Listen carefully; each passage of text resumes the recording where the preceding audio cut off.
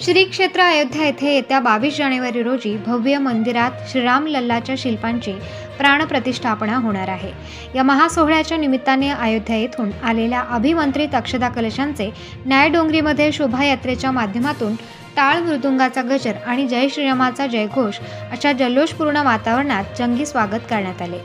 त्यानंतर श्री क्षेत्र अयोध्या येथून आलेल्या निमंत्रण पत्रिका यांचे प्रत्येक घरी वितरण करण्यात आले आहे। त्याचबरोबर गावातील राष्ट्रीय स्वयंसेवक संघ, श्रीराम भक्त परिवार व जय बाबाजी भक्त परिवार भजनी मंडळे व महिला भगिनी यांनी गेल्या 11 दिवसांपासून श्रीराम व शिव मंदिर, हनुमान मंदिर येथे सायंकाळी नित्य नियमाने विधी, भजने, हनुमान चालीसा, रामरक्षा स्तोत्र यांचे पठण सुरू आहे। तर सोमवार 22 जानेवारी हा दिवस दीपोत्सव, दीपावली म्हणून तसेच अनेक धार्मिक कार्यक्रमांचे नियोजन यावेळी करण्यात येणार असल्याचे सांगण्यात आले आहे। 22 जानेवारी रोजी अयोध्येत राम मंदिर प्राणप्रतिष्ठा समारंभ पार पडणार आहे। या सोहळ्यासाठी मोठ्या उत्साहाने तयारी सुरू आहे। या सोहळ्यासाठी न्यायडोंगरीकरही सज्ज झाले आहेत। 22 जानेवारीला न्यायडोंगरी ग्रामपालिका हद्दीतील सर्व मद्य विक्री तसेच मटण, चिकन, मासे शॉप, दुकान बंद ठेवण्यात यावे अशी मागणी समस्त ग्रामस्थ यांच्याकडून करण्यात आली आहे। प्रबंधभूमी महाराष्ट्र न्यूजसाठी हेमराज वाघ, न्यायडोंगरी। न्यायडोंगरीकरांसाठी सगळ्या महिलांना व पुरुषांना येत्या 22 तारखेला खूप जल्लोषात अयोध्येचे राम येणार आहेत, त्यांचं स्वागत करण्यासाठी सगळ्या महिला व पुरुषांनी जल्लोषात फटाके वगैरे वाजवून आपल्या राम मंदिरासमोर तयारी करायची आहे। प्रत्येकाने घरात दिवे, पंत्या, रांगोळी वगैरे गोडधोड करून सगळ्यांनी दिवाळीसारखा आनंद उत्सव साजरा करायचा आहे। आपल्याकडे राम बाल स्वरूपात त्यांची मूर्तीची स्थापना होत आहे। त्याची मूर्ती स्थापना केली जाणार आहे व त्याची पूजेची प्राणप्रतिष्ठा वगैरे मोठ्या उत्साहात संपूर्ण न्यायडोंगरीकरांसाठी एक उत्साहाची गोष्ट आहे। सगळ्यांनी आनंदाने आपल्या न्यायडोंगरी गावात यायचं आहे व राम मंदिरात खूप मोठ्या भाविकांनी जल्लोषात फटाके वगैरे वाजवून त्याचे स्वागत करायचे आहे। आम्ही सगळ्या महिला 11 तारखेपासून तर 22 तारखेपर्यंत म्हणजे सोमवार 22 तारखेपर्यंत रोज रात्री रामरक्षा, हनुमान चालीसा, मारुती स्तोत्र, त्यानंतर रामाची भजनं वगैरे खूप चांगल्या पद्धतीने घेत आहोत। आणि आमच्या ह्या महिलांचा उत्साह बघून मला वाटतं 22 तारखेला सगळ्याच महिला चांगल्याच आनंदात। जय बाबाजी, जय बाबाजी। आज न्यायडोंगरीमध्ये इथे प्रभू रामचंद्रांच्या मंदिरामध्ये एक अनोखा उपक्रम आमच्या गावातील माता भगिनींनी घालून दिला आहे की त्या 8 दिवसापासून श्रीराम नामाचा जप या आमच्या मंदिरात करताय।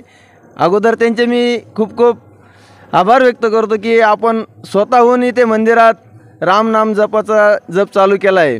या मागचे कारण असे आहे की आपल्या न्यायडोंगरीमध्ये म्हणजे न्यायडोंगरीत नव्हे तर संपूर्ण भारत देशामध्ये हा जो आनंदाचा क्षण आहे आणि आता जी पिढी आहे या पिढीला या पुढे आणि या अगोदर कोणी बघितलेला नाही असा हा सुवर्ण क्षण आपल्या डोळ्याचे पारणं फेडण्याचा दिवस आपल्याला 22 तारखेला पाहायला मिळणार आहे।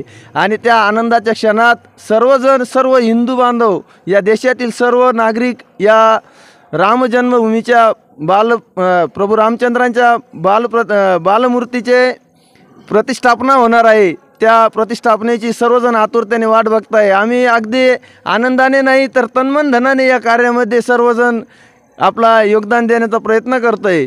आम्हाला आनंद आहे की आपल्या भारतवासियांनी सर्वांनी या आनंदोत्सवात सामील व्हावे अशीच मी प्रभू रामचंद्रांच्या चरणी प्रार्थना करतो। तसेच सर्व बाबाजी भक्त परिवाराचे सुद्धा आभार व्यक्त करतो की ते सुद्धा सर्वजण या कार्यात तन्मन धनाने सहभागी होत आहे। धन्यवाद। जय बाबाजी, जय श्रीराम।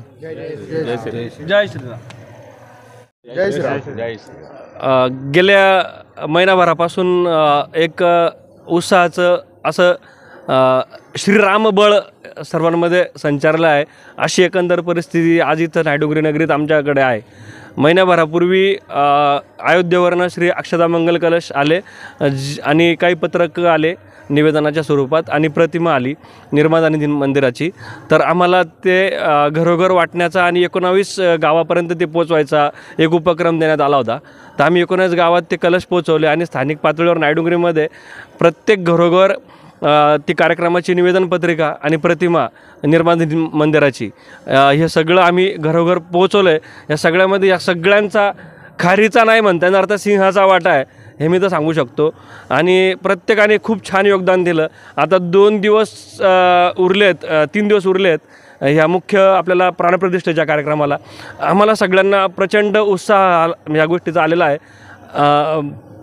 आता मला तर असं गहिवर पण येतो आहे, आतुर पण झालो आहे. 500 वर्षांची आपली प्रतीक्षा संपते.